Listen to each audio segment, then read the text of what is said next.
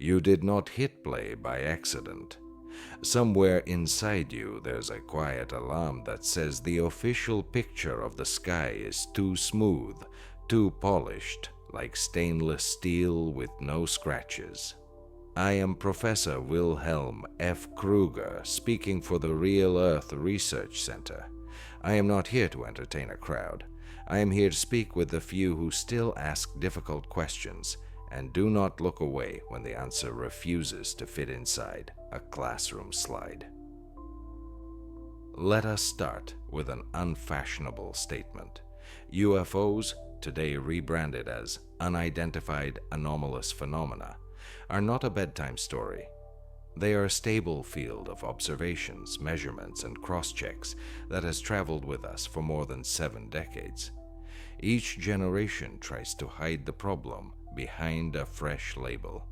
The label changes, the data do not. When independent witnesses, unlike sensors, unlike navigation logs, describe the same patterns, silent acceleration, abrupt vector changes without the usual inertial punishment, synchronized dropouts in communication or positioning over the same geography, science does not get to roll its eyes. Science must sort, compare, test, and return to what refuses to go away. What you are about to hear is a story only in form. Under the surface, it is a method, not belief, not hype. A method: observe, compare, build a working hypothesis, identify instruments that could verify or falsify it, and this part matters. Be willing to revise the provisional conclusion when incoming data point to a different contour. Yet some contours have not changed for many years. Repeating traits like low acoustic signature at speed, stepping maneuvers that look impossible from a cockpit but ordinary in a lab log, and narrow silence windows in local networks point away from magic and toward engineering. Engineering has sources, teams, budgets, logistics, storage, and test calendars. The press likes mystery because it sells. Engineers like schedules because they work. Before we go further, set down 2 extremes that will not guide us.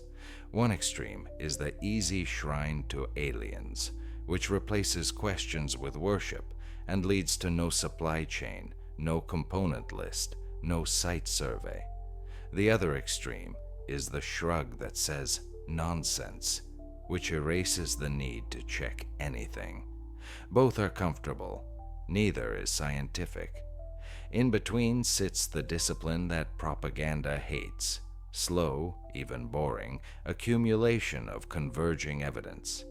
We will lay witness accounts over maps of test ranges and energy nodes. We will examine flight profiles through the lens of controlled plasma sheaths and magneto-hydrodynamic boundary control. We will align radio silence not with fairy tales, but with maintenance windows and training calendars. Where the layers agree, legends thin out. You will hear terms that press briefings avoid: inertial shielding, controlled plasma sheath, low frequency, signature suppression, adaptive surface charge distribution. These are not spells. They are working terms for engineering hypotheses that translate what looks like a miracle from the cockpit into a routine mode switch in the lab. Silence in flight? That is boundary layer taming plus acoustic energy pushed into bands your ear barely hears. A jump without the fatal G-load? That is a rapid transition where the environment around the craft is momentarily retuned to carry the vector change, so the air is not an enemy but a collaborator. Disappearing from radar, that is spectrum and geometry, an effective reflective area that breathes, sliding outside the filter a given sensor expects. Why then do we not see open admission? Because real advantage does not love light. Light gives your rival time. Silence gives you lead. if you can fly without the textbook acoustic wake, if you can hang in head-on wind as if held by an invisible hand, if your shell can interact with the air instead of fighting it, you do not hold a press day. You hold a test night. You do not publish a schematic. You split a budget line. And you hand the public a legend that goes nowhere. The safest legend of all is aliens. It cannot be subpoenaed for invoices, and it never forces anyone to name a contractor. So here is the pact I offer. You give me attention and a little courage to suspend your favorite story. I give you instruments and a map. Over the next 10 sections, we will do plain work. We begin with the historical drift of the phenomenon, not as gossip, but as the evolution of engineering style. Then we will put the cockpit and the lab side by side. What a pilot sees versus what raw sensor rows record. We will walk through the black program economy of silence and the geography that supports it. We will break down the engineering core, field, sheath, environment, and the mask that hides it across radar, sound, and heat. We will catalog demasking signatures and then place them on real maps, ranges, coastal corridors, energy spines. We will separate genuine engineering in the sky from sensor mistakes and intentional fakes. We will study the psychology of uncertainty that keeps the public suspended between awe and ridicule. We will build a field protocol for an independent observer, your own microlab you can carry into the night. And finally, we will assemble a working model and ask the only adult question left. Who needs this capability? Where is it staged? And why is the legend so valuable to those who hold it? I am not asking you to trust me. I am asking you to weigh a framework. When legends demand applause, this framework demands patience. When algorithms serve you adrenaline, this framework serves you alignment. Timestamps, multiple channels, geography, and the quiet courage to say, I do not know yet, until the pattern repeats enough times to become knowledge. If you want to be more than a spectator, to become a witness with data, stay with me. Breathe in. We will peel the sky layer by layer, without incense and without mockery, until only mechanisms are left on the table. Then we will name them. Section 1. From Flying Stories to Lablogs, a short history of repeatable strangeness. When people say UFO, they usually picture tabloid headlines, shaky night footage, and a friend of a friend anecdote. Science begins elsewhere. It begins with repeated features across time, across geography, and across instruments. Over roughly 7 decades of accumulated material, the same outline keeps returning. Silent acceleration, abrupt vector changes that do not punish pilots with crushing G-loads, irregular but localized dropouts in communications and navigation, and an uncanny preference for airspace that sits near ranges, coastal test corridors, or heavy energy infrastructure. Call the phenomenon what you like. The labels have changed several times already. The outline has not. The earliest public accounts read like folklore because folklore was the only vessel available. Witness testimony arrived without synchronized clocks, without calibrated lenses, without a second vantage point. Still, even those brittle stories carried recognizable bones, objects appearing in clean desert air, holding position in head-on wind, sliding across the sky with a glassy shine, and none of the respiratory noise a winged machine should make.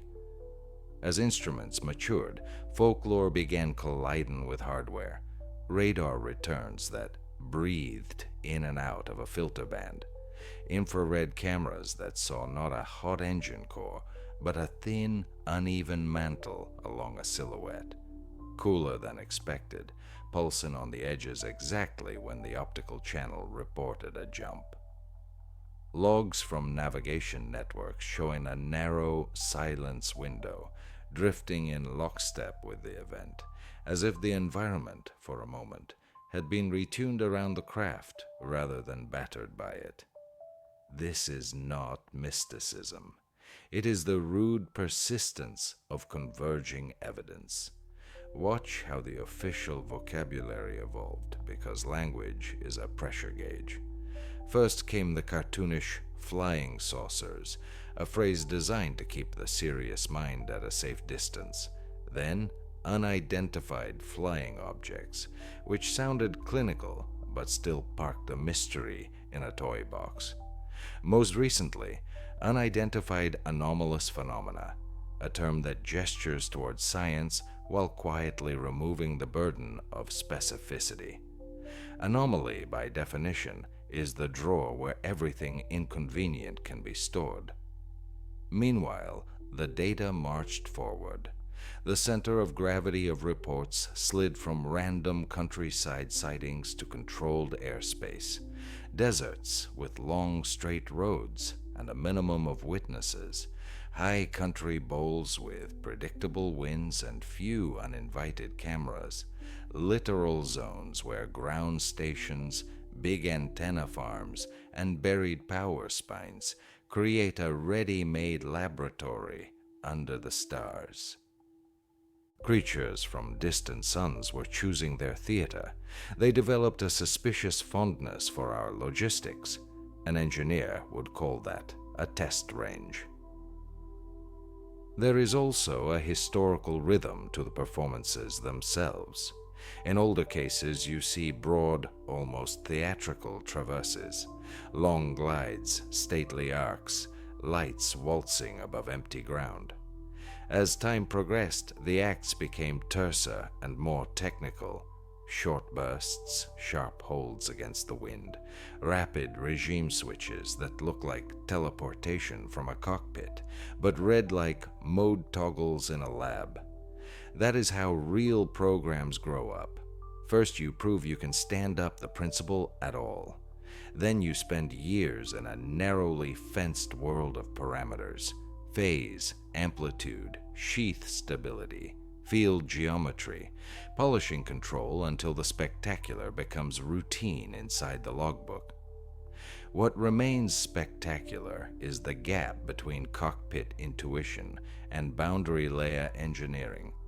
Another historical constant is bureaucratic choreography. Episodes cluster around exercises, maintenance windows, seasonal grid reconfigurations, and temporary flight restrictions. Paperwork rarely lies about its own existence. Notices to airmen and mariners arrive at neat hours. Energy operators announce brief overnight changes. Airport routes get nudged just far enough to leave a clean corridor. And right on cue, witnesses describe cold light and abrupt, silent motion in that corridor. A myth would not care about shift schedules. A program does. You will also notice the counter-rhythm of public reassurance. The more instrumented a case becomes, the more likely you are to hear phrases like, "We neither confirm nor deny," "Investigation is ongoing," and "No threat to public safety." Those lines are not false, they are empty. Their job is to relieve pressure without adding variables. In the same week, you may see a glossy debunk built on a single camera's artifact or a single weather quirk, while the multi-channel record, radar plus infrared plus navigation anomalies, never gets a unified hearing. Science is not offended by single-cause explanations. It uses them every day. But science demands the cause be large enough to explain all the channels that agreed in time and space. When one neat story solves the optics and ignores the heat, the sound, and the bureaucracy, that is not science, that is public relations. Does the sky produce honest tricks? Absolutely. Temperature inversions over cold water can bend light in sobering ways. Thin crystal layers can multiply a source. Rolling shutter sensors can smear a sharp maneuver into a liquid ripple. That is why we catalog and calibrate, but illusions do not request energy surges from substations, do not race ahead of a craft as a moving radio silence bubble, do not prefer airspace conveniently bracketed by test range command posts. When a set of weak clues starts repeating in the same places during the same hours with the same paperwork footprint over years, you do not need a bigger imagination. You need a better filing system. So the short history reads like this. The label changed, the outline stayed. The folklore matured into instrumentation. The theater shifted toward places where power, control, and quiet can be guaranteed. The performances tightened from spectacle to procedure. The paperwork learned how to say much while committing to little. And underneath all that, in the raw rows of sensors, sits the stubborn signature of an approach to flight that does not break the atmosphere so much as bargain with it. A controlled sheath that tames the boundary layer, a field that redistributes load during impossible-looking vector changes, and a masking suite that moves a reflective fingerprint out of band just long enough to deny a single sensor its confidence. This is why the alien legend is so useful to anyone who prefers not to answer inventory questions. It roots curiosity away from supply chains, away from component tolerances, away from the map. It makes the public argue about distant suns rather than nearby substations, and it is why we will not use that legend here. We will use maps. In the next section, we will put two pairs of eyes on the same events, the pilot's eyes and the lab's, and watch how the same moment translates from impossible to controlled. The comparison is not meant to humiliate romance. It is meant to recruit it into method. More on that in a moment. Section 2. Cockpit versus lab. What the pilot feels, what the data knows. Begin with the cockpit, because that is where language breaks first. A pilot lives in seconds that are already spent. Checklists, calls, weather, traffic, instrument cross-checks. Every slice of attention is pre-assigned before the anomaly even arrives. When something that does not belong appears in the windscreen, the mind does not ask for wonder. It asks for classification, distance, closure rate, and whether this is about to become a collision problem. This is why cockpit testimony sounds spare and procedural. Silent at speed, no visible control surfaces, held position nose into headwind, instantaneous lateral displacement. That is not poetry. That is triage spoken out loud. Now translate the same moments into laboratory terms. What the pilot calls silent at speed is what a boundary layer engineer calls acoustic signature suppression. If a controlled plasma sheath forms as a thin skin around the craft, imagine air just barely ionized and stabilized by a field, then the usual turbulence factories at the surface do not get to roar. The chaotic sheds and micro-vortices that make a jet noisy are tamed. Acoustic energy is redirected into bands that human hearing barely notices, and the remaining pressure fluctuations are smoothed. The cockpit hears nothing where there should be something. The lab log records sheath stability nominal, boundary roughness minimized, far field sound pressure below ambient thresholds. Take the impossible jump. Pilots describe it as if space bent. The object is there, and in the next heartbeat it is over there, with no visible acceleration path, no punishment from G-loads. No aircraft the pilot knows can do this and leave the human body intact. In the lab, the moment resolves into a mode switch. The field around the craft retunes for an instant. Instead of ramming air and paying for the vector change with inertial pain, the environment is coaxed to carry the maneuver. The load redistributes through the sheath and its field geometry, so the cabin does not feel a conventional shove. The optical channel registers a step. The infrared channel often shows a brief edge pulse. Navigation logs nearby may show a thin silence window sliding ahead of the object, like a bow wave, and then collapsing behind it. None of this is magic. It is engineering that treats the atmosphere not as an obstacle, but as a partner that can be persuaded.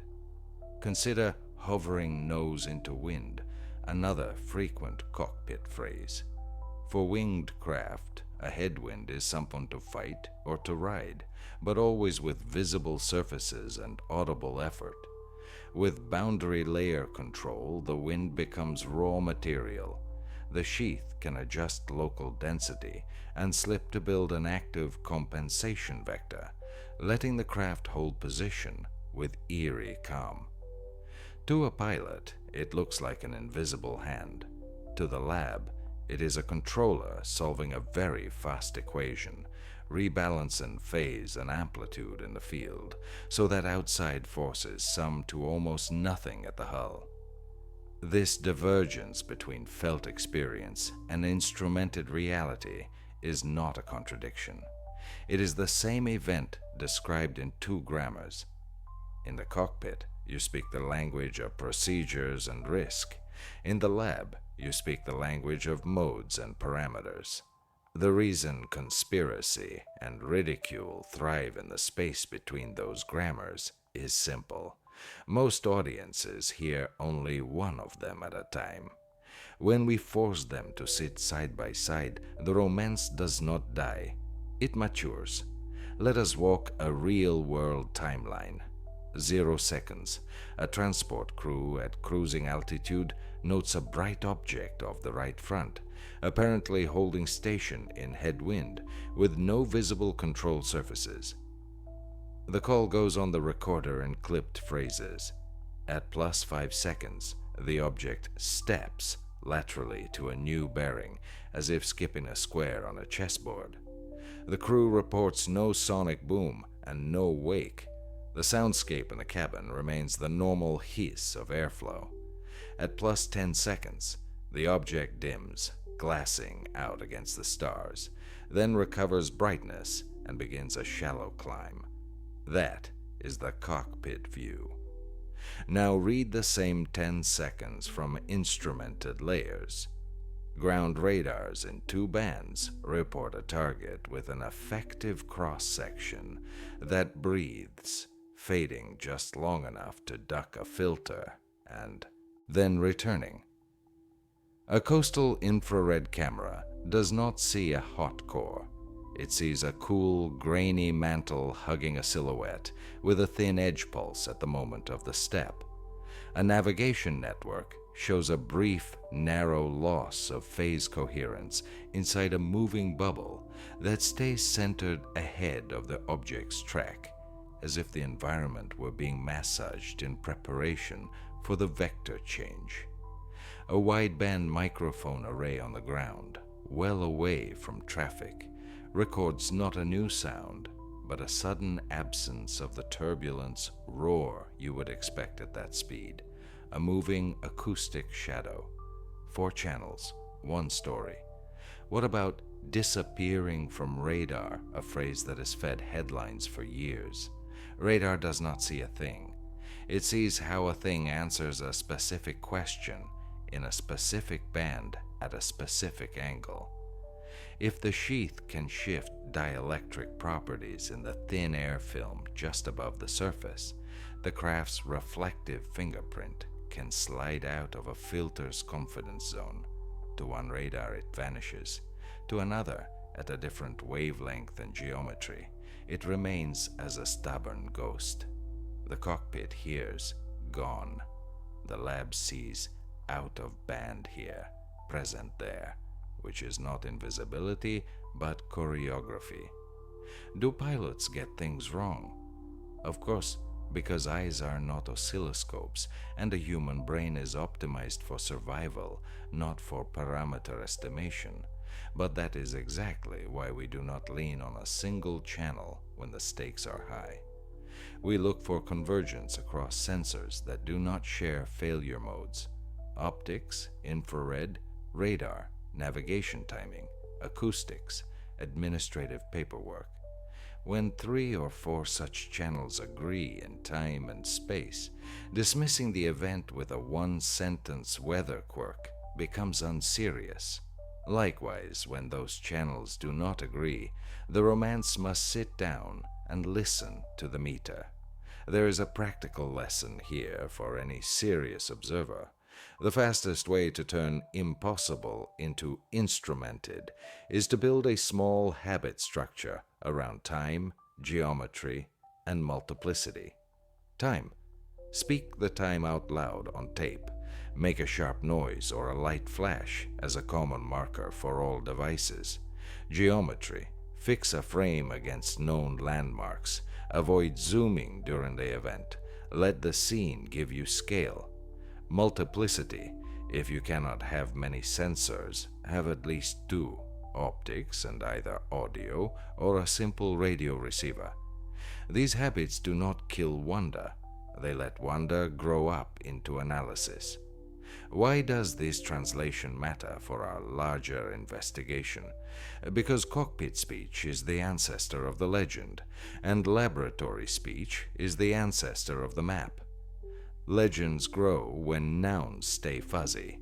Maps grow when nouns are forced to carry numbers, even small ones: bearing, elevation relative to a tower or ridge, duration to the nearest whole second, a rough estimate of angular size using a fingertip at arm's length.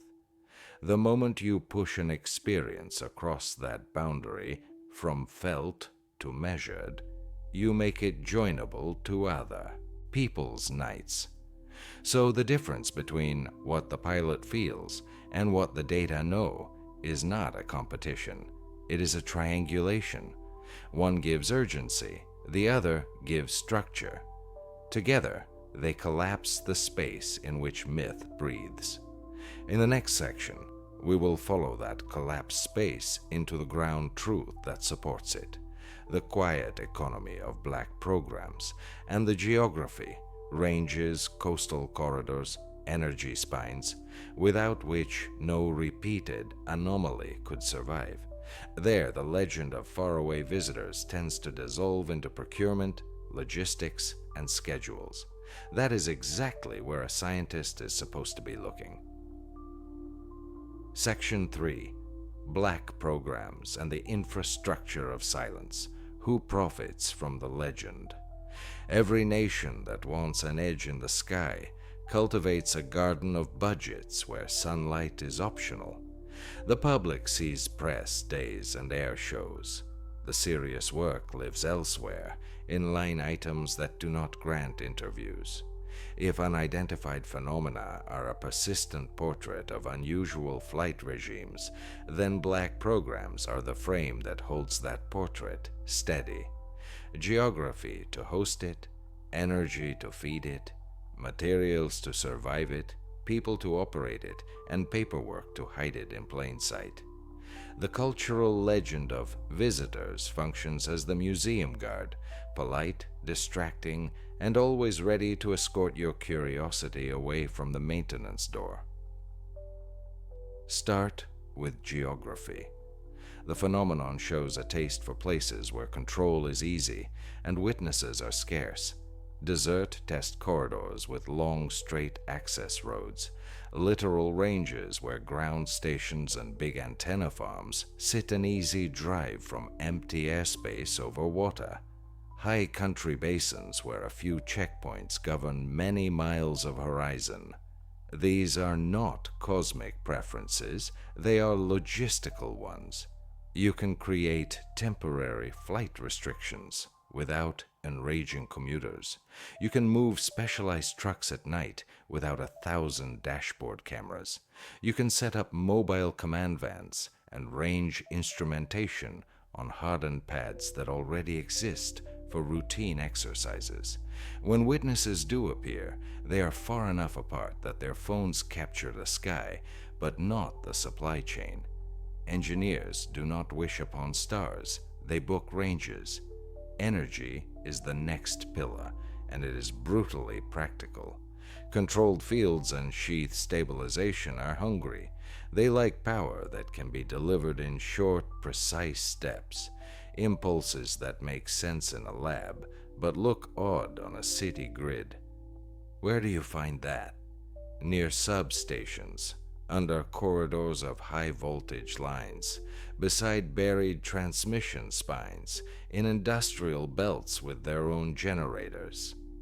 Time the events for nightly maintenance windows, and the odd step in reactive power can be shrugged off as a routine reconfiguration. A public legend needs no electricity. A field controller does. If on nights when cold light skims the water or hangs over a quiet escarpment, an energy operator's log shows a brief, explained with few words diversion of load. You are not reading myth. You are reading a diet plan. Materials form the third pillar, and here the romance dissolves fastest. A craft that uses the air as a partner rather than an enemy cannot be built like a traditional winged vehicle. Its skin is not just a shield, it is an instrument. You need composites with tailored magnetic permeability, anisotropic layers that respond differently across frequency bands, surfaces that manage charge without arcing, edges that tolerate short-lived thermal and electrical extremes. None of this self-assembles in a garage. It implies vendors, testing contracts, quality audits, and specialized tooling. It implies procurement codes that look innocent to a casual reader, orders for high-voltage insulation, vacuum processing equipment, non-standard magnetic laminates, but, taken together, sketch the silhouette of a hull that intends to talk to the air in a new grammar. Legends are cheap, laminates are not. People are the fourth pillar, and here, black programs invert a familiar academic habit. Open science concentrates expertise and then celebrates it in one room. Black programs distribute expertise so that no one room knows what it is celebrating. The plasma physicist sees only the sheath stability problem. The power electronics lead owns the impulse bank and its timing. The materials lab guards a recipe that explains the glassy surface witnesses keep describing.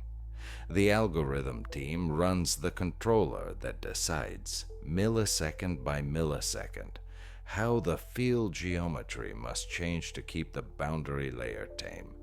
Each team holds one gear. The clock, as a whole, is visible to very few. That is not paranoia. It is operational hygiene. It also happens to be the natural enemy of leaks and the best friend of legends. When you cannot see the finished instrument, a good story will be provided for you. Paperwork, finally, is where myth and logistics bump shoulders. Bureaucracy may be dull, but it leaves tracks. Temporary flight restrictions do not materialize without signatures. Notices to mariners do not warn ships away from rectangles of ocean without coordinates and hours. Energy operators do not change grid topology without an internal ticket. If you plot these dull facts over months, when airspace was trimmed, when seaward boxes went red on the charts, when substations announced brief outages, you begin to see a heartbeat. Now lay on top of that heartbeat the public chatter. silent jump sightings that cluster inside those boxes. Cold glow reports over water coincide with those hours, navigation glitches that align with those same corridors. When paperwork and witness memory sing the same bar, you are hearing process, not poetry. Why keep the curtain intact if the engineering is this far along? Because advantage is time, and time is gained by silence. Public admission starts clocks that are hard to stop. When you name a capability, you inherit obligations, safety protocols that limit your testing freedom, legal exposure for interference with civil systems, oversight that drags calendars into daylight. As long as the public can be kept arguing about distant suns, the local schedule stays flexible. Alien is the perfect scapegoat. It accepts blame without filing claims and fascinates without subpoena power. It is not a lie in the moral sense. It is a very effective decoy in the managerial sense. There is also a second, less obvious benefit to the legend. It creates a psychological moat around errors. Every new class of system misbehaves while it learns. Controllers oscillate. Codings age in ways the model did not predict. Range days go sideways. Under a legend, a wobble becomes a ghost story. Under a press release, a wobble becomes a hearing. If your priority is to finish the instrument before your rival guesses its architecture, you will choose the ghost story every time. None of this requires a conspiracy with perfect discipline. It requires ordinary discipline, applied to a small number of very specific levers. Where, when, how much power, which corridors, which pockets of sky and sea. The rest of the legend grows almost by itself, watered by our natural preference for drama over documentation. Your job, if you choose to keep listening, is not to banish drama, but to anchor it, to ask which pieces of dull reality must be present for a given miracle to repeat, and then to check whether those dull pieces were nearby that night. So who profits from the legend?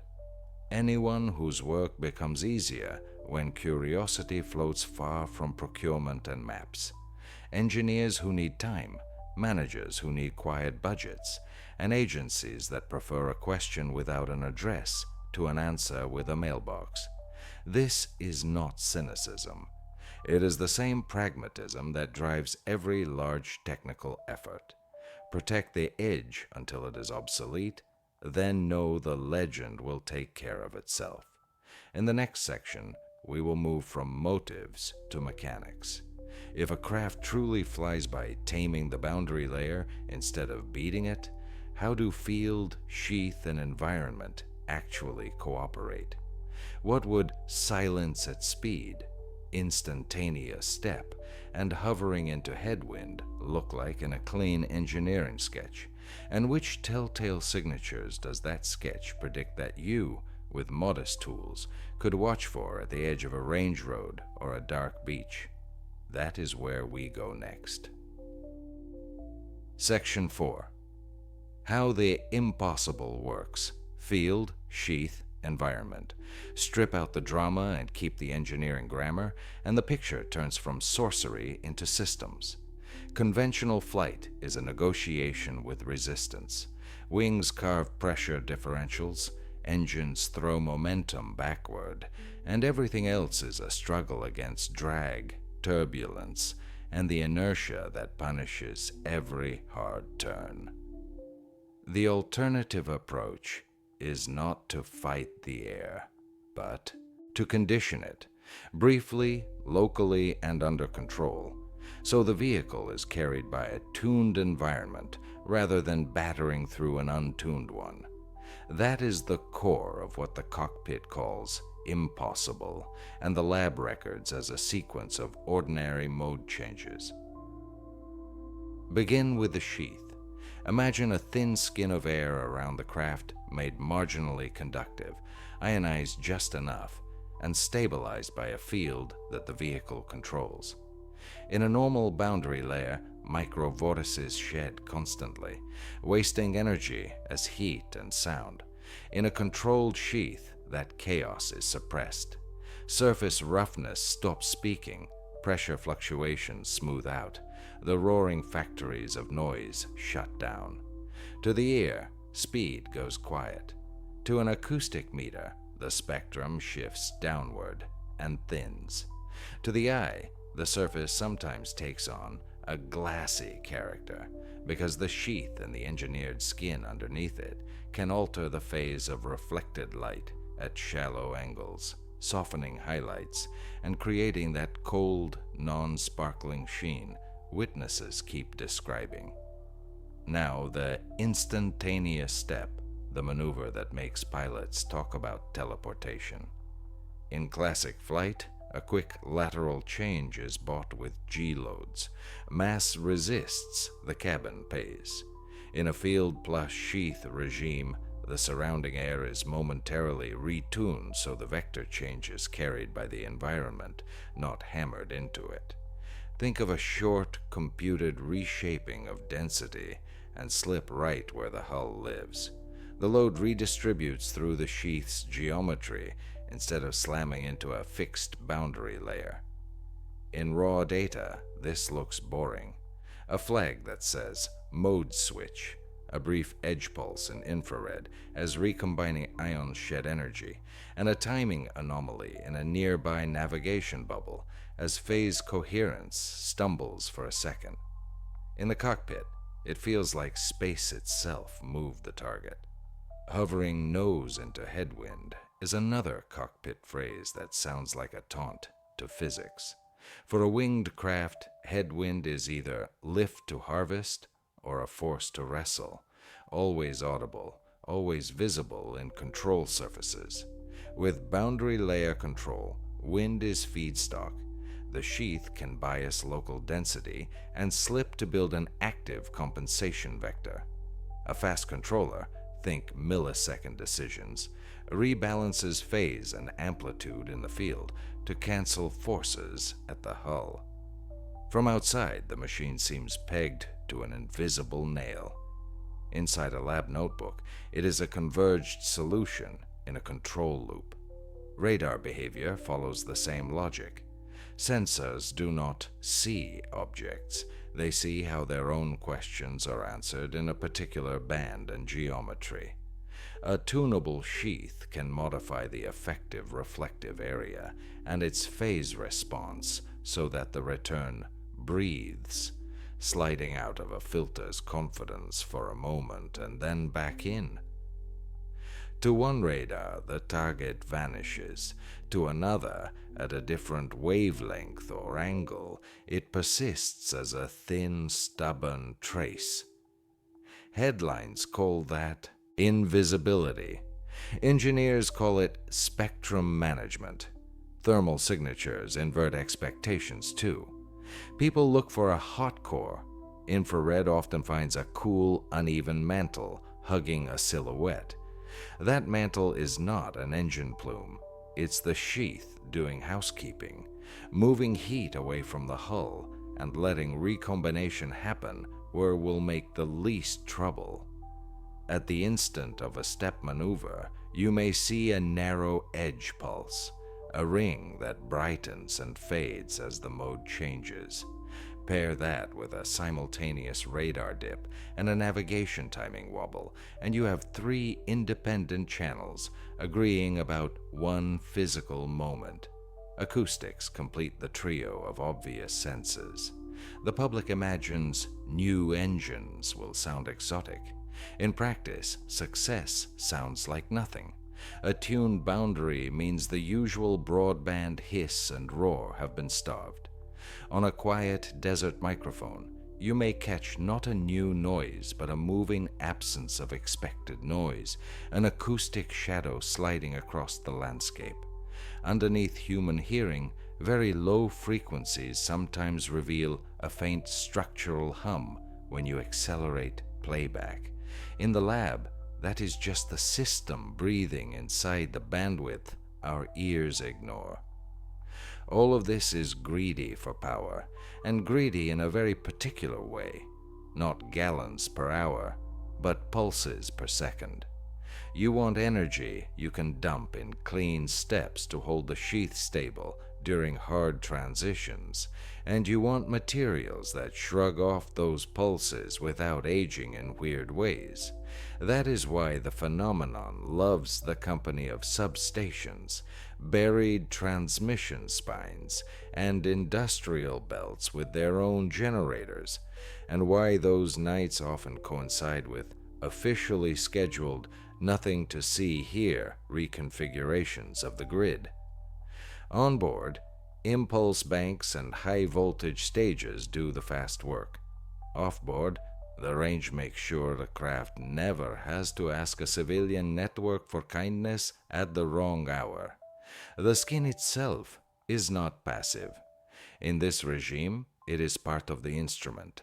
Composites with tailored magnetic permeability, anisotropic layers whose behavior changes across frequency bands, edge treatments that tolerate short-lived extremes. None of this looks like an airliner's paint job when you put it under the right light. That glassy droplet look is not art direction. It is a side effect of a surface that cooperates with a sheath rather than simply enduring it. Over the top of all this sits software, not the marketing kind, the control theory kind. Arrays of sensors sample pressure, temperature, nearby electric field, short-range optics, radar altimetry. A controller computes constantly how to keep the sheath stable, which phases to advance, which amplitudes to trim, and when to snap into a new regime.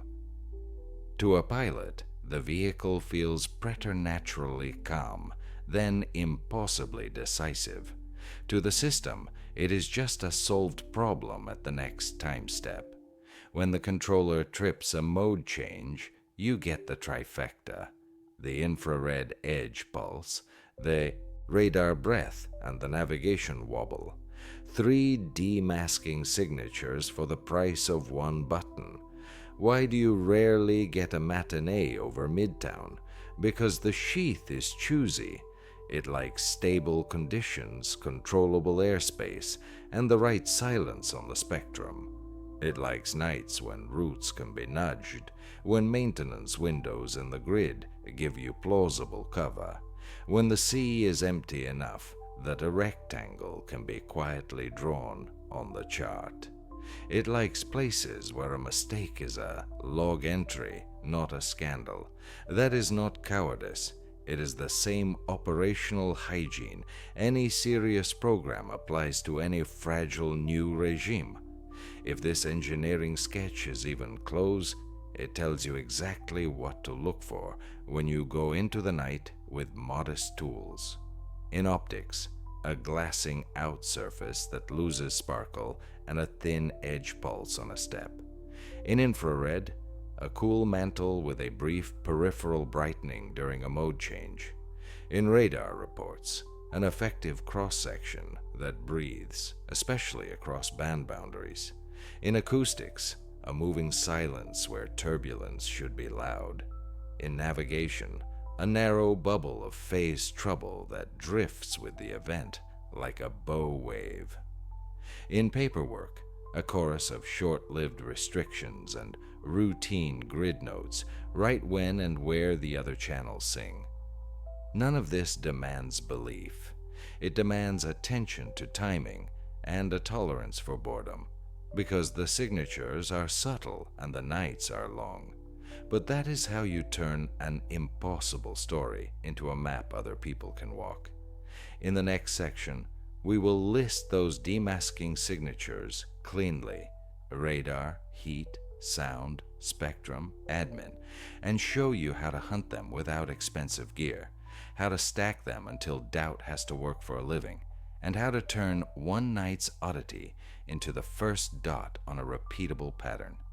That is where method begins to grind legend into data. Section 5. demasking signatures, how real events leave tracks across radar, heat, sound, spectrum, and paperwork. If this phenomenon is engineering instead of mythology, it cannot help leaving fingerprints. Engineers call these fingerprints signatures, repeatable patterns that turn up in different channels at the same time. A single camera clip can be faked, a single witness can be mistaken, and a single sensor can be fooled by its own limits. What is hard to fake and hard to hide is convergence. Radar behavior that matches an infrared quirk, that matches a navigation hiccup, that matches an acoustic shadow, all inside the same minute and the same patch of sky.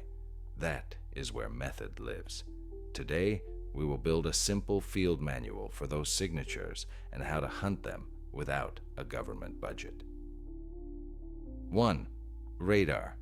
The breathing cross-section and band disagreements. Radars do not see a craft.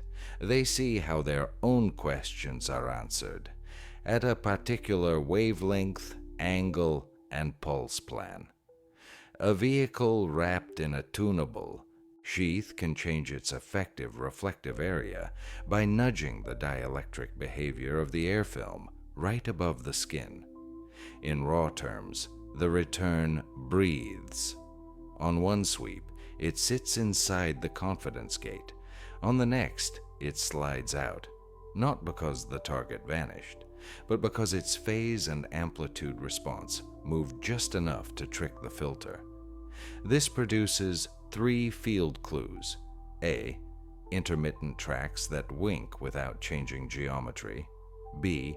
Band disagreements, where a long-wave coastal radar holds a stubborn ghost while a shorter wave set nearby goes blind. And C. Mode transition dips, brief losses of confidence precisely when the optical channel reports a step maneuver. None of this is invisibility. It is spectrum choreography that preys on assumptions baked into clutter filters and constant false alarm rate logic. The takeaway for an independent observer is simple. When radar summaries from different bands disagree but still point to the same position, history, you are not looking at a glitch. You are looking at a managed return. 2. Navigation, silence windows. Positioning systems depend on phase coherence and timing discipline.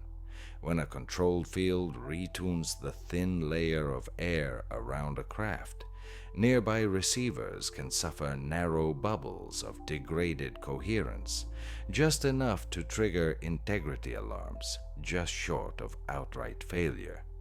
In practice, this looks like a sliding notch of trouble in the sky, brief loss of lock, spurious residuals in the solution, or integrity flags that hop from unit to unit as if a bow wave were moving ahead of something you cannot see. Pilots experience it as, "My box went dumb for a breath and then came back," and multiple crews in the same corridor will report the same breath within seconds of each other. That simultaneity is the key tell. Weather does not peak out, just a few receivers flying a neat line. A moving engineered bubble does. 3. Acoustics, the sound of nothing. People expect a new engine to have a new voice. In a boundary layer control regime, success sounds like less. A moving absence of turbulence noise where the hiss should be loud. On a quiet array, desert scrub, sea cliff, empty valley, you will not capture a sci-fi whine. You will catch a notch sweeping by, the ambient roar dipping, then recovering, as if someone dragged a pillow through the spectrum. Under the range of ordinary hearing, very low components sometimes show up when you speed playback, a faint structural breath that follows the optical track with a small delay. When that dip lines up with an infrared edge pulse and a radar wobble, the coincidence is not romantic. It is diagnostic. 4. Infrared, cold mantles and edge pulses. Thermal intuition says, look for a hot core. Controlled sheath intuition says, look for a cool, uneven mantle hugging a silhouette. The sheath's job is housekeeping, moving heat away, smoothing gradients, and letting recombination happen where it hurts the least. In midwave or long-wave infrared, the craft often appears as a darker body with a ragged halo, not a bright torch. During a mode switch, the cockpit's impossible jump, watch the edges. A thin ring brightens and fades in a heartbeat. Pair that ring with a simultaneous radar dip and a navigation hiccup, and you have 3 independent instruments agreeing about one physical change in the same tick of time. 5. Optics and polarization. The glassy droplet. Witnesses keep describing a glass-like sheen. Not sparkling, not mirror bright, more like a cold, even luster. That is what you get when a tuned sheath plus engineered skin manipulate grazing angle reflections. 2 practical cues. First, a loss of specular glitter when you expect tiny highlights. Second, a polarization oddity. With a simple linear filter, contrast falls in a way ordinary paint does not mimic. Add in the familiar rolling shutter ripple on sharp maneuvers, a camera artifact that overlays but does not create the event, and you have an optical recipe: droplet luster, edge pulse on step, and a polarization behavior that refuses ordinary explanations. 6. Spectrum, grit, low-band mischief. You do not need a van full of gear. A pocket receiver in the lower bands or a simple wideband dongle will do. During solid cases, listeners report tooth-like bursts, brief grit that do not match local transmitters, arriving exactly when the optical IR channels show a mode change. This is not a broadcast, it is collateral. Fields that shape a sheath are messy at the edges. Your goal is not to decode a signal. It is to timestamp the grit so it can be laid over the other channels. 7. Environmental and chemical crumbs. Real events sometimes leave petty details that fiction forgets. Ozone smell in still air after a pass. Dew-free patches in morning grass where a hovering hold was reported. Wildlife that goes abruptly quiet along a narrow transect, then resumes minutes later. Flock lines that detour around an invisible lane. None of these is a proof alone. Together, and placed on a map with time, they behave like witness marks on a machine casing, small, consistent, and annoying to coincidence. 8. Paperwork and power, the bureaucratic chorus. Myth hates paper. Engineering runs on it. Strong nights have admin footprints. Temporary flight restrictions that carve neat rectangles, coastal avoidance boxes pushed to mariners, short, boring notices from grid operators about overnight reconfiguration, airport route nudges that open a clean corridor, municipal camera outages in exactly the wrong place to film anything. When those rectangles, notices, and nudges share a clock with your acoustic notch and infrared ring, you are not watching folklore. You are following a schedule. Field protocol. How to stack the channels with modest tools. You can fjerde. Assemble a micro lab that costs less than a weekend vacation. A camera with manual exposure and a tripod, a pocket infrared attachment or small standalone imager, a handheld audio recorder with a windscreen, a simple radio receiver or USB stick for low-band listening, a compass, a watch synced to a reliable time source. Start each session with a common marker, a clap or flashlight pulse captured by all devices. Anchor frames on landmarks so scale and parallax can be measured. Keep commentary factual, bearing relative to a tower or ridge, approximate elevation, brightness changes, duration to whole seconds. If you have a partner, split angles by a street's width to create parallax. After the event, freeze the originals, no filters, no re-encodes, and write down conditions: wind, temperature, clouds, humidity, nearby power lines, and any posted restrictions active that night. This is not for social media. It is for stacking signatures in one timeline so doubt has to work for a living. A simple scoring rubric. To keep your head clear, rate events by convergence, not by drama. 1 point for each independent channel that agrees in time as space. Optics with anchored geometry, infrared, mantle or edge pulse, acoustics, moving notch, spectrum grid, navigation hiccup, independent receivers, radar behavior from public summaries or range chatter, paperwork boxes, TFRS, coastal notices, grid nodes. A 3-point night is interesting. A 4 or 5-point night is work. At 6 and above, you have a case that demands mapping, because anything that consistent will return to its favorite corridors. The moral is not believe more. It is stack better. Each channel by itself is weak. Together they are a braid that resists being cut by a single clever explanation.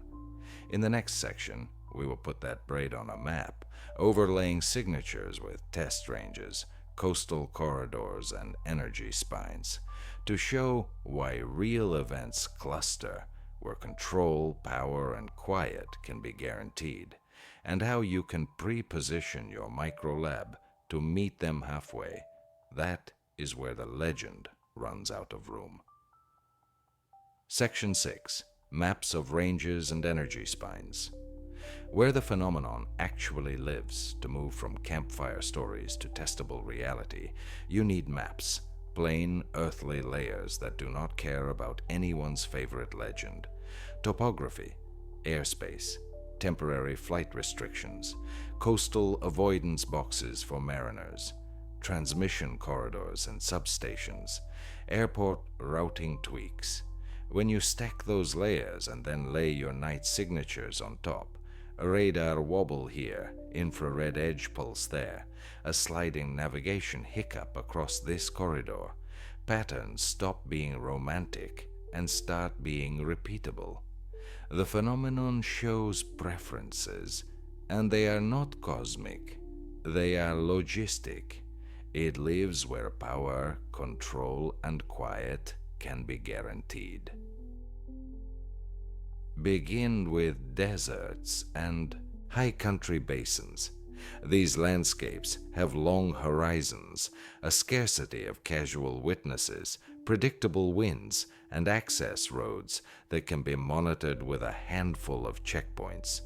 Range operators like them for the same reasons observers do: clean air, stable nights, and enough distance between people that a single event does not instantly become a stadium. The sightings that cluster here match the engineering sketch you heard earlier. Silent holds, nose into wind, abrupt lateral steps without any sonic tantrum, and a glassy, cold sheen on the surface rather than a raucous plume.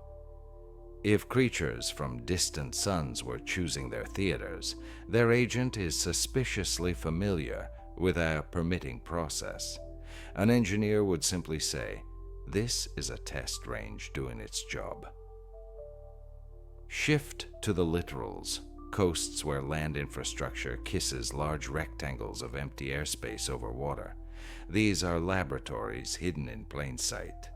Onshore you have substations, antenna farms, buried transmission spines, hardened pads for mobile command vans.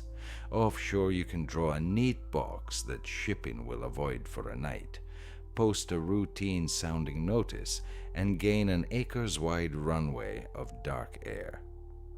Witness reports from these corridors are unusually consistent: a dim, cold glow skimming above the surface, a moving acoustic notch that slides along sea cliffs, brief radar ghosts that a long-wave coastal set keeps while a shorter wave unit inland calls it quits.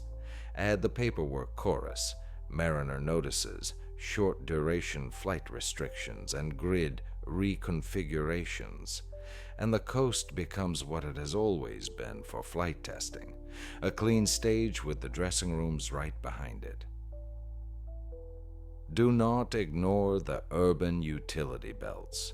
Not downtown with its permanent glare and endless cameras, but the ring where heavy infrastructure lives: substations, transmission corridors, water plants, light industrial parks, rail spurs. In that ring, a midnight with a small road adjustment and a brief grid note can produce an hour of controllable air and spectrum above a neighborhood that is effectively asleep. Field notebooks from these zones often read the same way. A pocket infrared unit saw a cool mantle hugging a silhouette. A handheld recorder caught a moving hush where traffic noise thins. Phones complained about navigation for a breath, and then recovered. Later, someone notices that a small camera cluster happened to be offline for maintenance along a strip of road under the flight path. Bureaucracy is boring, but it does not lie to its own clocks.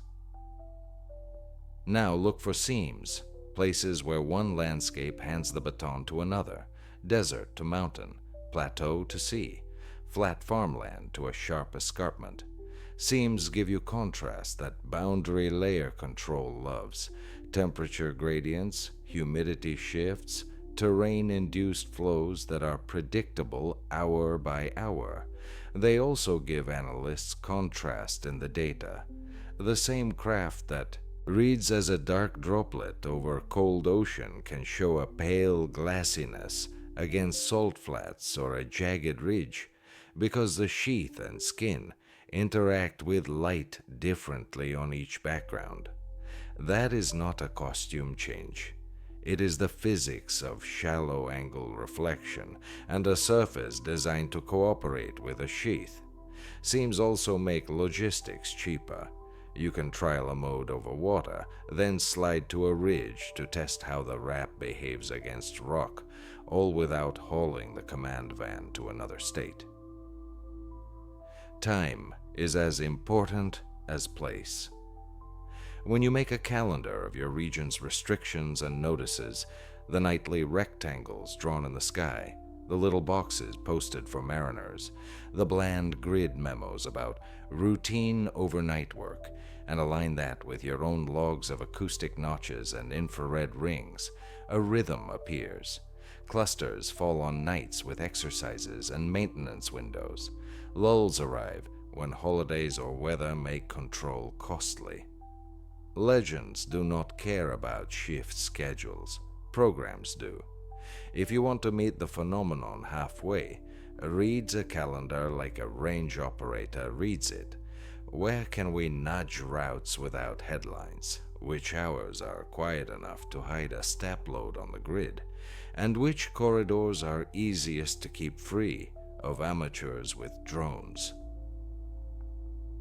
A word on honest atmospheric tricks, because maps help you dismiss them correctly. Temperature inversions over cold water make light do strange, lawful things. Thin crystal layers can duplicate a source. Distant car headlights on a high desert highway can float if the mirage is right. None of those behaviors request temporary flight restrictions. None travels with a moving bubble of navigation phase trouble, and none produces a synchronized trio of radar dip, infrared edge pulse, and acoustic notch in the same handful of heartbeats. When a night gives you only optics and mood, be strict with yourself. When a night gives you optics that agree with heat, with sound, with spectrum grit, and with paperwork, be strict with the legend. Practical placement follows from all this. If you can only scout one location, choose a vantage that sees a corridor end on, across a bay box, along a desert range road, down a transmission right-of-way, so changes in angular position translate into easy timing and parallax against fixed beacons.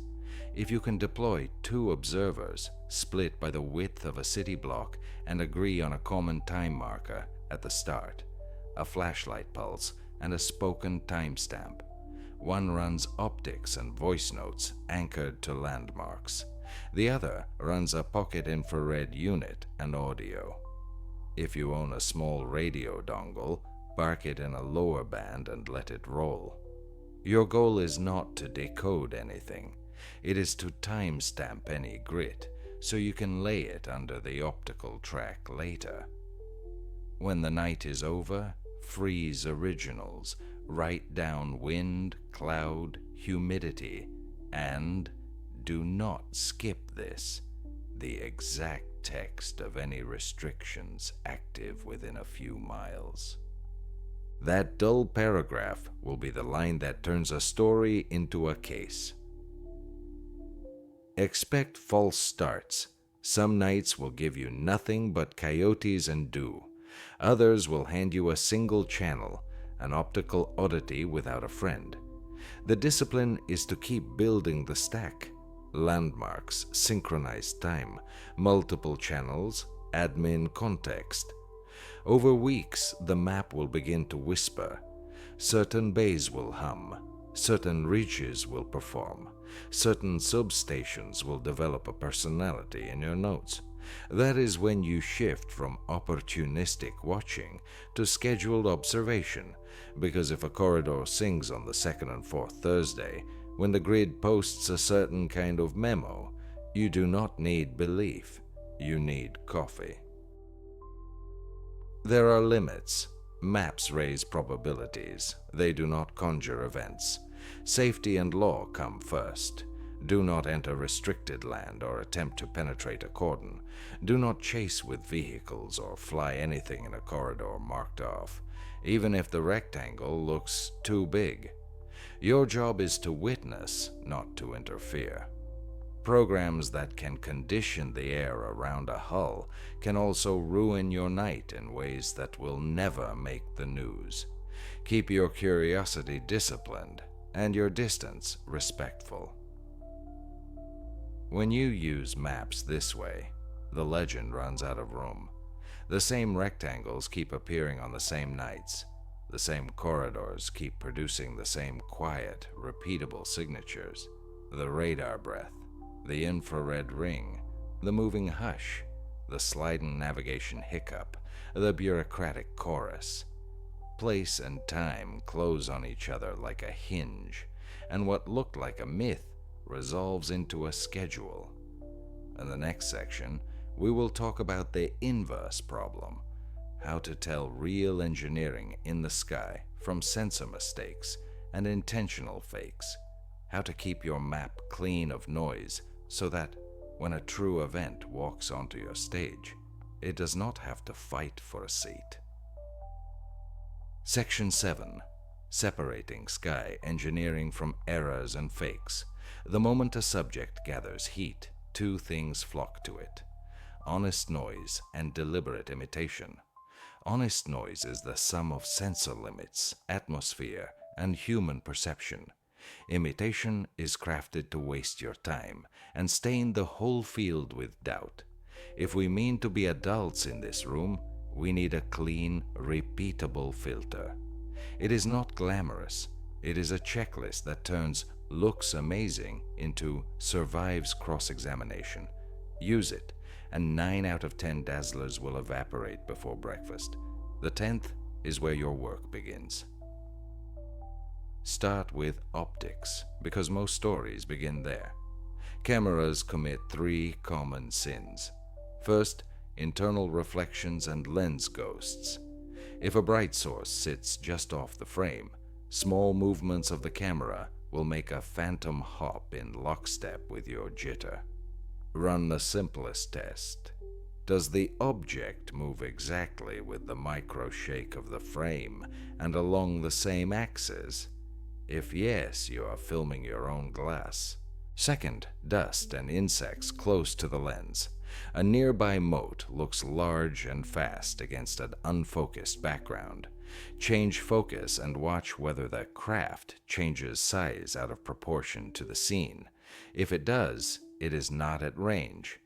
Third, rolling shutter smear. Fast pans and sharp maneuvers can make straight lines bend and edges ripple like water. That ripple is the sensor's readout pattern, not physics in the sky. None of these sins prove there is nothing out there. They prove your camera is eager to lie. Treat every pixel as a witness with motives. Now the geometry. Single vantage footage is almost always weak. Two vantage points, even separated by the width of a city block, turn poetry into numbers. With modest care, synchronized start, spoken time, fixed landmarks for scale, you can recover parallax. If the object shows no parallax between two separated observers, you are likely watching a reflection, a distant stellar source, or a near lens artifact. If it shows consistent parallax, you have a body in space. Geometry is that blunt. It does not care whether the subject thrills you. Add polarization. A linear polarizing filter is a cheap, legal lie detector for shining dot mysteries. Rotate the filter and watch contrast. Specular reflections and internal lens ghosts obey simple rules. Engineered skins plus a controlled sheath produce odd angle-dependent responses that ordinary paint or glass do not mimic. You are not trying to stage a thesis. You are trying to knock out the lowest fruit without drama. Sensors beyond optics give you leverage because their failure modes do not rhyme with the cameras. A pocket audio recorder on a tripod, away from wind, will teach you the sound of nothing. If a bright, fast object strolls across your night, and the ambient spectrum never dips where the turbulence roar should, be suspicious. A moving acoustic notch synchronized to the visual track is precious. A cheap radio receiver left to roll in the lower bands will not give you language, it will give you grit. Timestamp the toothy bursts that arrive exactly when the optical channel shows a step maneuver. That grit is not proof, it is corroboration across a channel that did not share the camera's illusions. Atmosphere gets its own paragraph because it has earned it. Over cold water, temperature inversions act like lenses. Light bends, distant boats float, car headlights on a causeway seem to hover. A star near the horizon splits into twins. Thin crystal layers can copy a source and march the copy along a line. These effects are real and lawful. They also come with weather fingerprints, profiles of temperature and humidity that any national weather archive can provide after the fact. If your wonder night coincided with a strong inversion and your scene faced cold water, your default hypothesis should be optical ducting, not new physics, until further channels vote otherwise. The discipline here is not to sneer at illusions. It is to identify them quickly so you can save your patience for the cases that survive.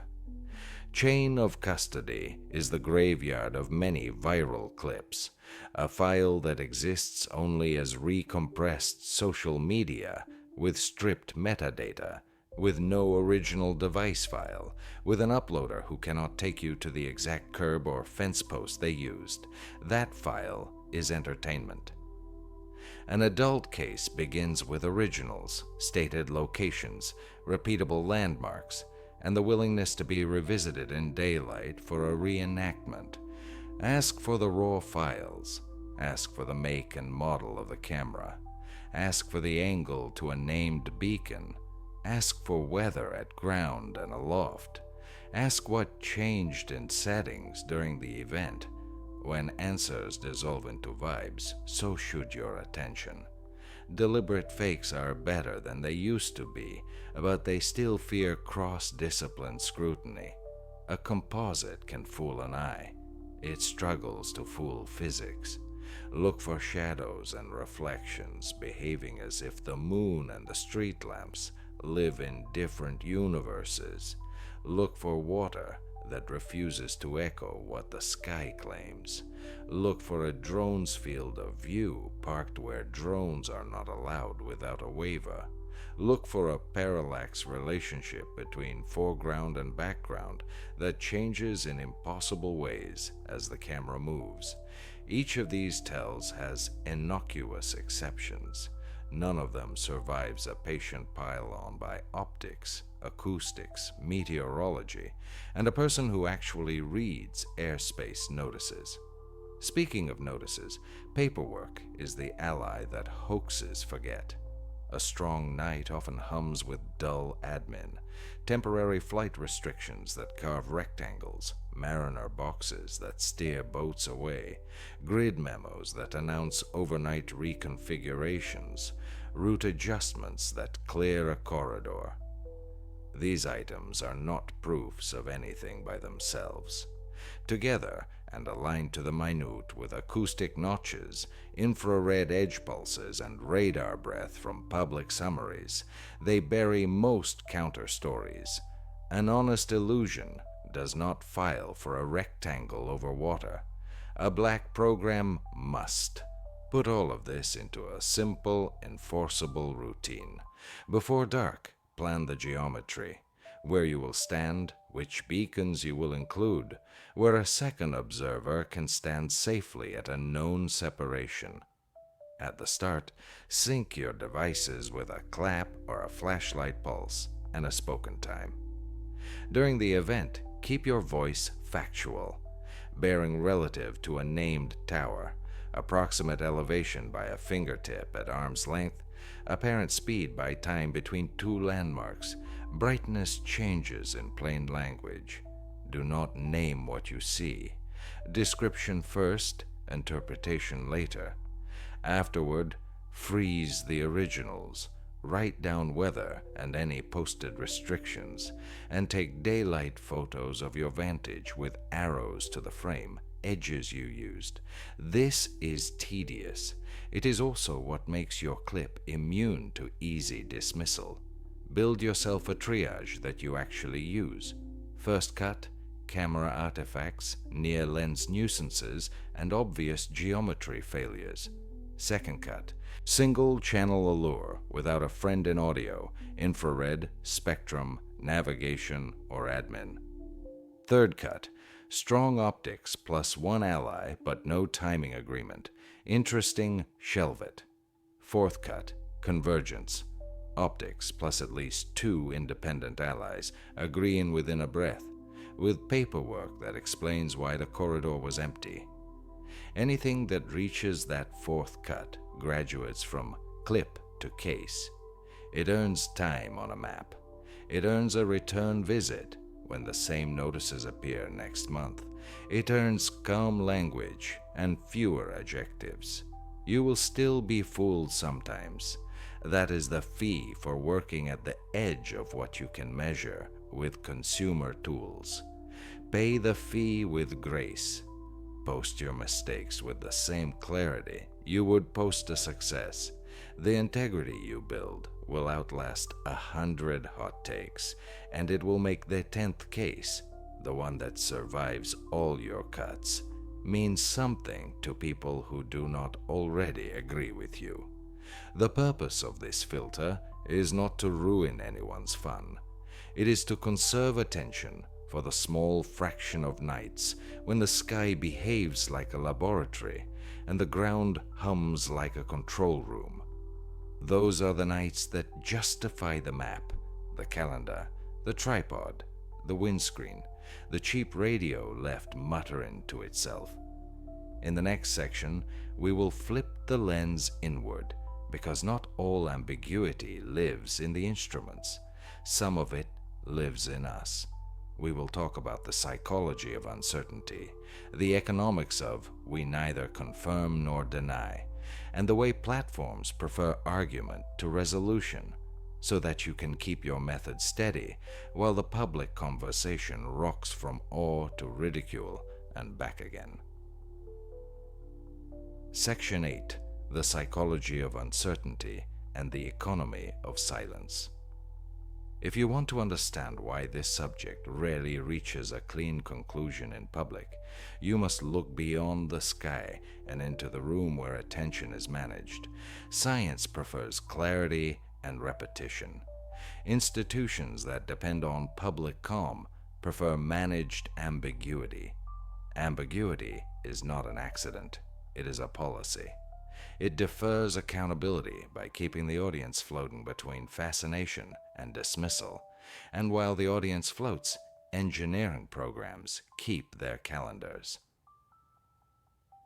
Begin with the language of reassurance. You have heard these lines 100 times. We neither confirm nor deny. An investigation is ongoing. No threat to public safety. None of these sentences is technically false. All of them are informationally empty. Their job is to relieve pressure without adding variables. In the same week, you might see a slick debunk that handles a single optical artifact while never touching the infrared, the acoustic profile, the timing anomalies in navigation, or the paperwork trail of temporary restrictions and grid notes. The goal is not to answer, it is to lower the temperature until curiosity tires itself out.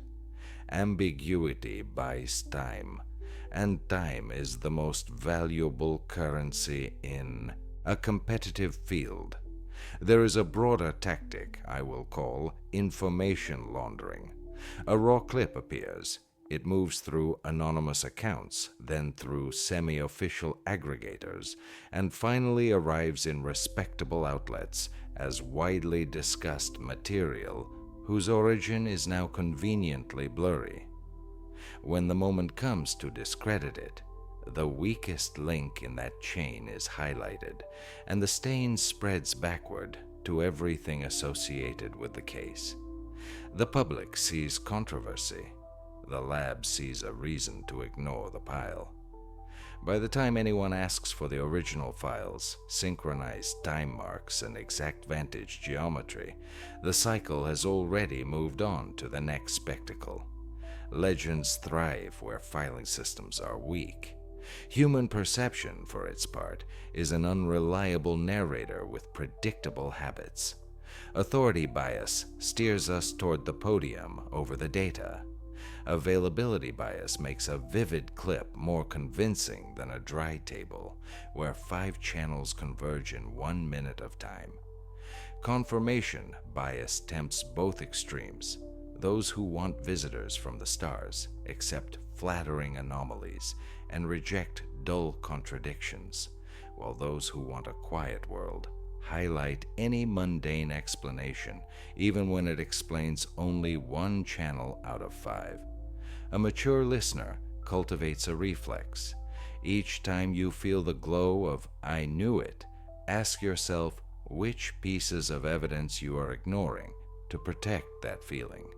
If the answer is more than a few, your certainty is an emotion, not an inference. Consider also the Overton window for Sky Talk. The topic has drifted from laughable to discussable, but not yet to inspectable. In the discussable zone, you can trade innuendo without consequence, yet precise questions are still treated as impolite.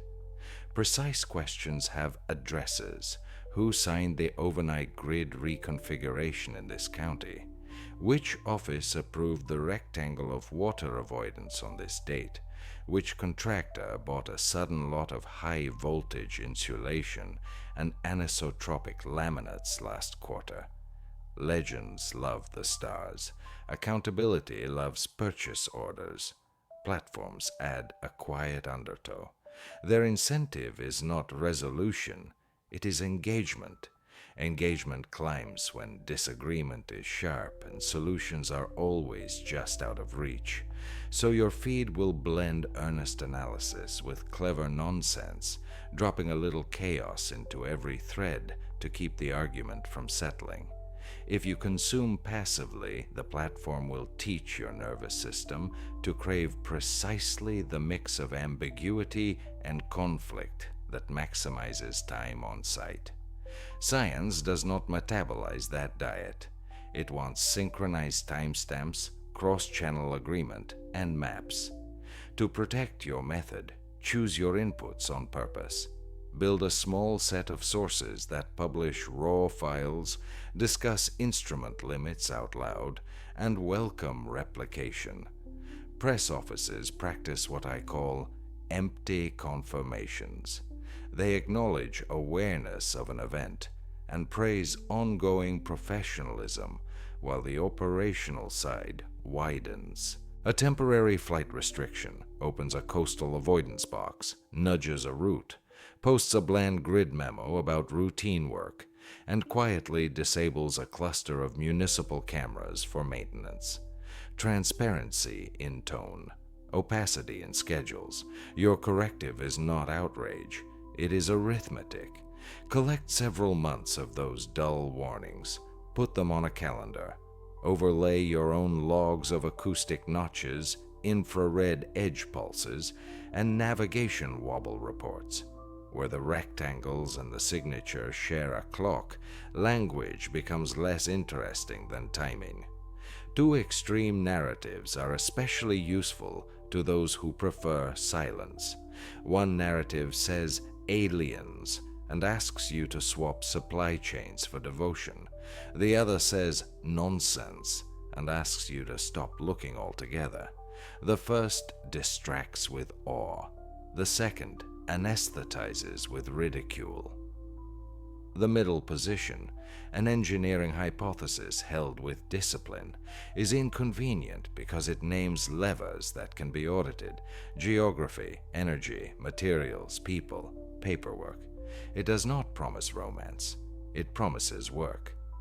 Emotions are not the enemy, but they are poor navigators. Awe and contempt both sharpen attention for a moment and then dull it for a week. The practical stance is composed. You enter a night with a plan, a vantage that frames landmarks for scale, a second observer separated by the width of a city block, if you can manage it, a synchronized time mark that all devices hear at the start, a list of active restrictions copied verbatim into your notebook, and a promise to yourself that your voice notes will describe before they interpret. That composure is not a trick of personality. It is a choice you rehearse. There are 3 habits I recommend to anyone who wants to be a witness with data rather than a spectator with opinions. First, the habit of time discipline. Speak the time on tape. Use a common marker, a clap, or a flashlight pulse, so optics, audio, infrared, and a simple radio receiver can be aligned later without guesswork. Second, the habit of multiplicity. Even if your gear is humble, add a second channel that does not share the camera's failure modes: audio for the moving hush, infrared for the cool mantle and edge pulse, a pocket receiver for the toothy bursts that coincide with mode changes. Third, the habit of geography. Always log coordinates to sensible precision. Note what shares the horizon: water, ridges, substations, transmission routes, and copy the exact text of any temporary restrictions, however boring. These habits are dreary on a quiet night and decisive on a strong one. There is also a social discipline worth practicing. When you misclassify an illusion as a case, publish the correction with the same clarity you would give a success. Doing so inoculates you against the charge that you are hunting confirmation rather than truth, and it earns you collaborators who will bring their instruments when a corridor starts to sing again next month. Legends treat error as shame. Science treats error as tuition. Underneath all of this sits a simple economy. Silence is valuable because it preserves lead time. Legends help preserve silence by turning concrete questions into abstract debate. Platforms profit from the debate. Press offices shape it with careful phrases. Our antidote is not a new legend. It is a method. Shed the extremes, log the time, stack the channels, place events on a map, and watch how the bureaucratic chorus harmonizes with the physical signatures. Where those layers agree, myth runs out of room. In the next section, we will turn psychology into protocol. I will show you how to build a small, inexpensive micro-laboratory you can carry into the night, how to synchronize your channels so a single odd minute becomes a case instead of a clip, and how to publish in a way that invites replication rather than ridicule. That is where attention stops being harvested and starts being converted into knowledge. Section 9. The Field Microlab, a practical protocol for independent observers. If you want to graduate from spectatorship to evidence, you do not need a van full of classified hardware. You need discipline, a modest kit, and habits that turn a strange minute into a reproducible case. Think of this as your pocket laboratory for the night sky. It will not make the phenomenon appear on command. It will make you ready when it does. First, assemble a humble quartet of channels. 1. Optics. Any camera that allows manual focus and manual exposure on a tripod. 2. Heat. A small infrared attachment or a standalone imager. We care less about absolute temperature than about relative behavior at the edges. 3. Sound. A pocket audio recorder with a windscreen on a mini stand placed away from your feet and away from brush that will hiss in a breeze. 4. Spectrum. A simple low-band radio receiver or a tiny USB tuner that can roll unattended. Add a compass and a watch set to a trustworthy time source. If you can bring a second observer, you have earned geometry.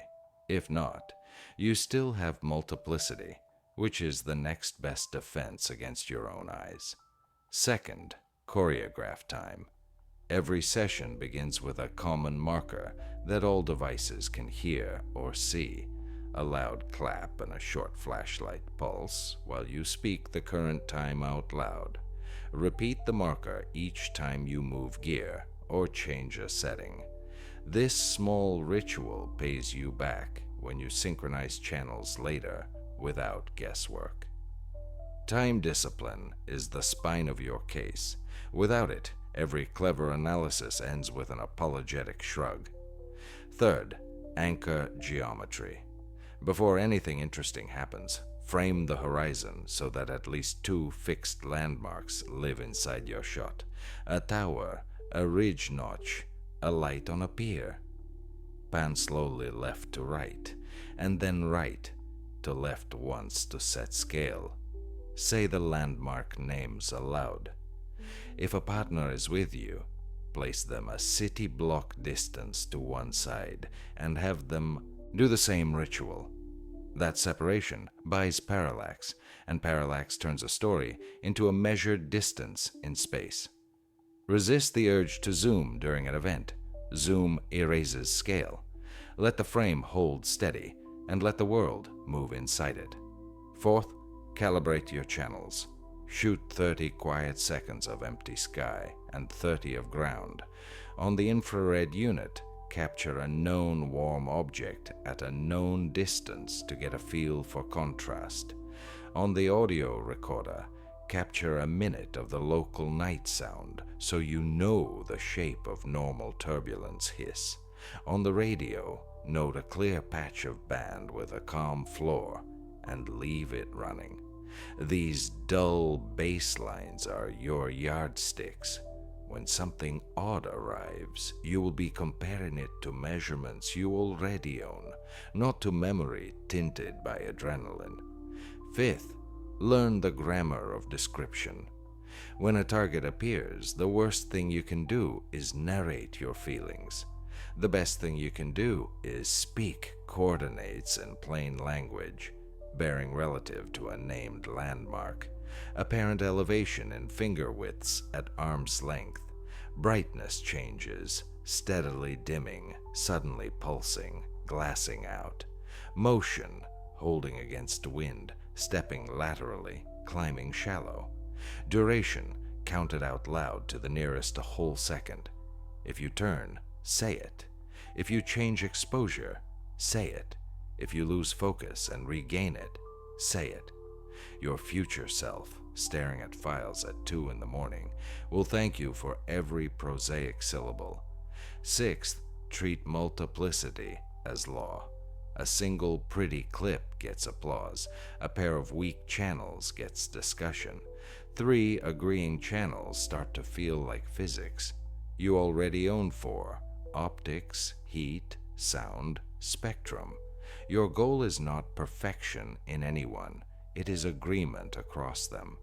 When the optical track shows a step, does the infrared channel flash a thin edge ring at the same instant? Do your headphones register a moving hush where the turbulence roar should be? Does the radio note a toothy burst exactly then? If the answer is yes, twice or more, you are no longer chasing a mood. You are logging a mechanism. Seventh, capture context as carefully as content. Write down wind, cloud type and coverage, temperature if you have it, humidity if you can guess it, and any visible haze.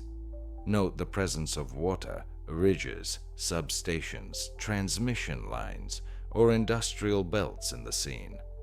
Copy verbatim the text of any temporary flight restrictions or notices to mariners posted for the night, and the hour range they cover. Bureaucracy is the stealthiest instrument you carry. It has a clock, and it testifies without caring what you hope is true. Eighth, freeze the originals.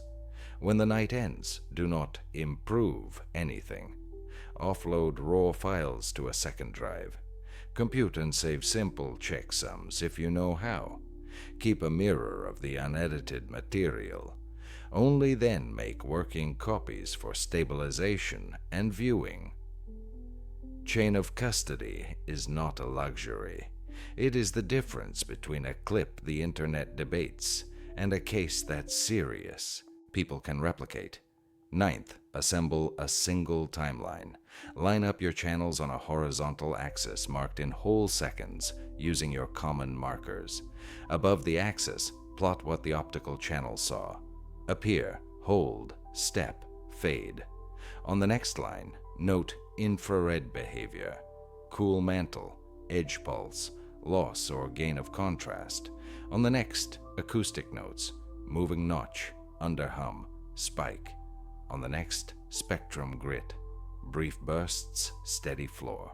In the margin, paste the hours from posted restrictions and any grid reconfiguration notes that cover your zone. This one page is the heart of your case. It lets a careful reader test your interpretation without needing your personality in the room. 10th, publish like a grown-up. When you share, include the boring parts, coordinates to sensible precision, the names of landmarks visible in the frame, the make and model of your devices, the exact wording of any restrictions, and your baselines. Offer both a short summary and the raw files on request. Invite replication. Here is where we stood, here is the angle we framed, here are the hours that sang last month, here is where we will be next time. Legends dread this tone. Experiments love it. There are safety and ethics boundaries you must honor. Do not cross fences or ignore posted limits. Do not fly drones in restricted corridors. Do not chase with vehicles. Do not shine lasers at anything. You are building a record, not a movie. Programs that can condition the air around a hull do not owe you a spectacle and may respond to provocation in ways that feel like bad luck, but are really policy. Keep your curiosity disciplined and your distance respectful. What about failure nights? The empties, the maybes, the tricks. Log them anyway, with equal clarity. If an inversion over cold water made lights float, write inversion likely and post the weather profile. If your camera lied to you with a rolling shutter ripple, post the correction and the settings that produced it. This is not an act of self-harm. It is how a community of observers teaches itself which traps to step around the next time. Integrity is slow, but it compounds. Finally, adopt a simple scoring habit to protect your attention. 1 point for each independent channel that agrees in time and space. Optics with anchored landmarks, infrared with mantle or edge pulse, acoustics with a moving notch, spectrum with toothy bursts, navigation hiccups if reported by multiple crews, radar behavior from public summaries, paperwork rectangles and grid notes. A case with 3 points is worth a second look. A case with 4 or 5 points belongs on a map with a pin and a note to return when the same rectangles appear. A case with 6 or more points demands calm language and fewer adjectives, because at that level you are not finding a story, you are finding a schedule. This micro lab will not hand you certainty on command. Nothing honest will. What it gives you is control over your own method. It turns adrenaline into alignment, awe into timestamps, argument into maps. And once you have maps that sing in chorus with physics and paperwork, the legend runs out of places to hide. In the next section, we will gather the threads into a working model: field, sheath, environment, energy, control, and ask the adult question the legend was built to avoid. Who needs this capability? Where is it staged? And why is the story of visitors so useful to those who own the schedule? Section 10. A working model and why the legend is worth more than the truth. Let us put the pieces together without poetry. If you strip away the costumes and keep only what repeats across instruments, locations, and years, the phenomenon resolves into a practical architecture. It is not a single marvel, it is a stack, a control field that conditions a thin layer of air, a stabilized plasma sheath that tames the boundary, a skin engineered to cooperate with that sheath, impulse energy to hold everything steady during hard transitions, and software fast enough to make a human pilot feel like a guest. Around the stack is a habitat, ranges, coastal corridors, and utility belts where power, control, and quiet can be guaranteed on a schedule the public does not read. Inside the habitat is a calendar, maintenance windows, temporary flight restrictions, mariner boxes, and grid notes that move like sheet music through the year. At the core is the field sheath environment triad. The field is the conductor, modulating charge distributions and local permittivity, so the air next to the hull obeys a new script for a moment. The sheath is the orchestra, an ionized skin that suppresses micro-vortices, starves broadband turbulence of energy, and shunts heat away from sensitive edges. The environment is the hull. Its temperature, humidity, and flow become parameters rather than adversaries. When the triad is tuned, familiar impossibilities turn into chores. Silence at speed becomes boundary layer control. Acoustic energy is shoved into bands your ear barely hears, while the far-field hiss falls below ambient thresholds. Instantaneous steps become mode changes. A short retuning of the field shifts load paths, so the vector change is carried by the conditioned air instead of hammered into it. Hovering into headwind becomes active compensation. The sheath biases local density and slip, while a fast controller cancels forces at the hull like a noise-canceling headphone for wind. Masking is not a cloak. It is spectrum management.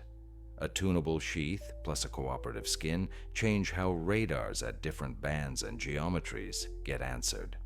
One set loses confidence, while a longer wave coastal unit keeps a thin ghost. Infrared does not blaze. It shows a cool mantle with a brief edge pulse during transitions. Acoustics do not sing.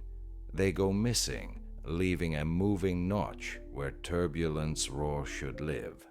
Navigation networks, near the path, register a narrow bubble of phase trouble that drifts like a bow wave and collapses behind the event. None of these channels is dramatic alone.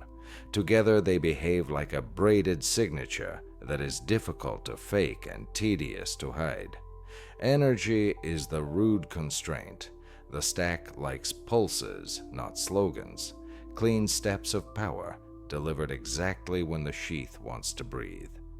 Onboard impulse banks and high-voltage stages do the fast work. Off-board support shows up as short, plausible-sounding grid reconfigurations near substations and buried corridors during quiet hours. This is why strong nights correlate with dull paperwork. A legend needs no substation. A controller does. Materials stop the romance at the door. The skin must carry charge without arcing, survive thermal and electrical spikes, and present angle-dependent optical behavior that helps the sheath keep its dignity.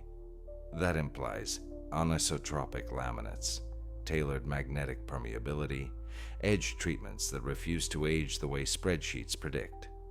Such skins have vendors, tests, rejects, and quiet audits. Procurement does not print alien alloy. It prints non-standard magnetic laminate, lot size 200. Read the lots long enough and the silhouette appears. Software, control in the millisecond regime, is the invisible pilot. Sensor arrays, pressure, temperature, near-field optics, electric field, radar altimetry, feed a controller that continuously solves a stabilization problem, which phases to advance, which amplitudes to trim, when to hop modes. The pilot feels eerily serene until the vehicle moves with impossible decisiveness. In the log, it is just the next time step. When the controller toggles modes, 3 demasking signatures arrive on cue: radar breath, infrared edge ring, navigation hiccup. Learn to look for that trio and your nights become analysis, not argument. Wrap this stack in terrain and policy, and you get a habitat. Desert corridors and high basins offer long horizons, predictable winds, and few witnesses. Coasts offer onshore infrastructure, with offshore rectangles that can be drawn for a night. Utility belts on the edge of cities offer power and brief routings that create clean lanes over sleeping neighborhoods. Add the calendar, exercises, maintenance windows, holiday lulls, and the appearances begin to look less like fate and more like scheduling. That is not cynicism. That is operational hygiene for a fragile regime. A good model must make predictions you can test with consumer tools. Where? Events will cluster where power, control, and quiet co-locate, near substations, along transmission spines, at littoral corridors with onshore antenna farms, and in desert ranges with hardened pads. When nights with temporary flight restrictions, mariner boxes, and grid nodes posted for small hours will outproduce random nights. What?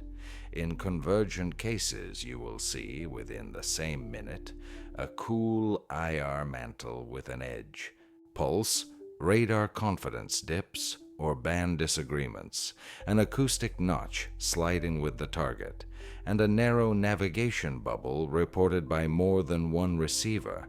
How often the same corridors will sing on a rhythm. Second Thursdays, exercise weeks, end of quarter maintenance, regular enough that you can pre-position and drink coffee instead of praying. Paper trail.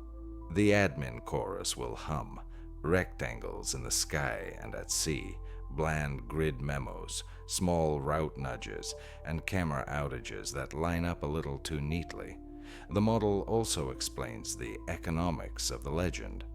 Public admission starts clocks, safety protocols, legal exposure for interference with civil systems, oversight that drags test schedules into daylight, silence buys time, time buys advantage.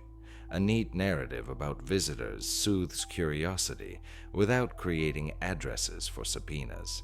It makes the public argue about stars instead of substations, about theology instead of telemetry. This is not an accusation of omnipotent conspiracy. It is an observation about incentives. In any competitive field, mature programs protect their edge by keeping intermediate capabilities deniable until the next generation makes them obsolete. Legends are not a flaw of the system. They are a feature of the schedule. Where does this leave a serious listener without a badge, with agency? The stack and its habitat hand you a checklist you can act on. Maps of ranges and energy spines, calendars of restrictions and grid notes, a microlab that stacks channels, optics, heat, sound, spectrum, and choreographs time so that one odd minute becomes a case instead of a clip. You do not need permission to be methodical. You need the patience to prefer convergence over theater. There are limits and ethics. Do not trespass. Do not fly where you are told not to. Do not provoke. Programs that can retune the air around a hull can also ruin your night in quiet, policy-approved ways. Your job is not interception. It is witnessing. That is enough. When witnesses carry data instead of moods, the legend thins. Summing up the model in one breath: field conditions the air, sheath tames the boundary, skin cooperates, impulse energy holds the pose, software conducts, habitat hides, calendar schedules, and signatures betray. Replace mystery with that sentence, and watch how quickly your notes turn into maps others can walk. In a moment, we will close with a plain-spoken finale. What we owe you as the Real Earth Research Center, what you can do next if you want to convert attention into knowledge, and why the least glamorous habits are the ones that bend legends into mechanisms. Then we will ask you to do the simple platform things that keep this work visible to people who might bring a second camera to the right curb on the right night. By now you are not looking at a myth. You are looking at a mechanism. We took the subject apart and put it back together. History that repeats, cockpit, feelings translated into lab parameters, the quiet economy of ranges and utility belts, the field sheath environment triad, the masking suite, the telltale signatures, the psychology of ambiguity, the pocket microlab, and a working model that makes testable predictions. What used to be fog is now a map. The lesson is simple and hard at the same time. What matters is not belief, but method. When you anchor time, stack independent channels, and place events on real geography, legends thin. A craft that seems to bend space in the windshield becomes a controller switching modes. Silence at speed becomes boundary layer taming. Vanishing from radar becomes spectrum management across bands and angles. This is not cynicism. It is respect for how engineering hides in plain sight. If you want to stop being a spectator and become a witness with data, take 3 steps. First, build a humble kit: a camera with manual controls on a tripod, a small infrared attachment, a pocket audio recorder with a windscreen, a simple low-band receiver, a compass, and a reliable clock. Second, rehearse discipline. Speak the time on tape, make a common marker, frame fixed landmarks, describe before you interpret, freeze originals. Third, read the dull papers: temporary flight restrictions, coastal avoidance boxes, grid notices. Where those rectangles and memos share a clock with your infrared edge pulse and acoustic notch, you are not chasing a story, you are documenting a schedule. There are boundaries. Do not trespass, do not fly in restricted corridors, do not provoke. Your role is not interception, it is observation. Programs that can retune the air around a hull do not owe you a performance, and a wise observer leaves with good files and all their luck intact. Calm curiosity is stronger than adrenaline.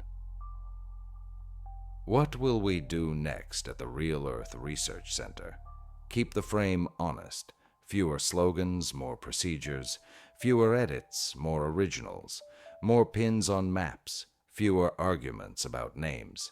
We will keep publishing field protocols, signature checklists, and mapped corridors so that your next night is not a gamble, but a plan.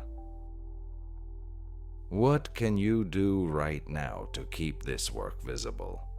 Subscribe to Real Earth Research Center, turn on notifications, and give this investigation a like so the platform does not bury method under spectacle. Leave a comment that adds signal, not noise, where you can observe what tools you have, which corridors near you line up with restrictions and grid notes. Share this with the one friend who would bring a second camera and stand a block away, so parallax is not a fairy tale. If you already have raw files, coordinates, and logs, send them. We will treat your material like adults treat data, with replication, skepticism, and credit. Public discipline is stronger than any legend because it replaces rumor with work that other people can repeat. I am Professor Wilhelm F. Kruger for the Real Earth Research Center. Thank you for your patience and your attention. If you stayed to the end, you have already stepped out of the theater and into the lab. Stay with us. More maps, more signatures, fewer empty words. Subscribe, comment, share. Then step outside on a quiet night and make the next dot on the map.